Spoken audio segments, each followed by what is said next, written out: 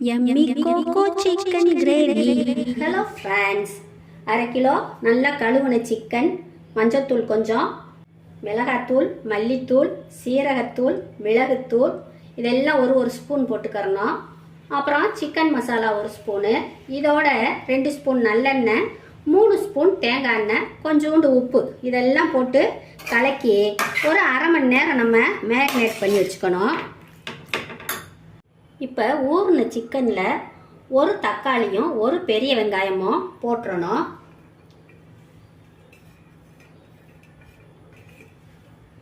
போட்டுட்டு நல்லா கலந்து விட்டுருவோம்.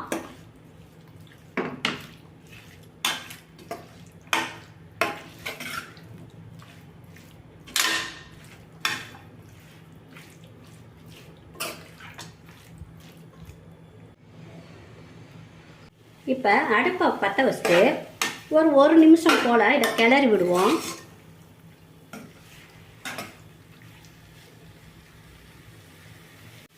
சிக்கன் கலர் மாறின உடனே ஒரு நிமிஷத்தில் கலர் மாறிடும்.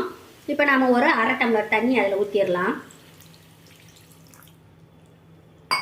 ஊற்றிட்டு திரும்பவும் ஒரு பெரட்டி விடுவோம். கொத்துனாப்பில் பெரட்டணும் சிக்கனை, இல்லைன்னா உடஞ்சிரும். மசாலா கொதிக்க ஆரம்பிச்சிருச்சு. நாம் இப்போ மூடியை போட்டு விசிலை வச்சு 10 நிமிஷத்தில் இறக்கிடலாம். மீடியம் ஃப்ளேமில் வைக்கணும். வெயிட் வச்சோடனே மீடியம் ஃப்ளேமில் வைக்கணும். கேஸ் வருது, நாம் வெயிட்டை போட்டுருவோம். மீடியம் ஃப்ளேமில் 10 நிமிஷம் வச்சு ஆஃப் பண்ணிடலாம். குக்கரை இப்போ திறந்து பார்க்கலாம்.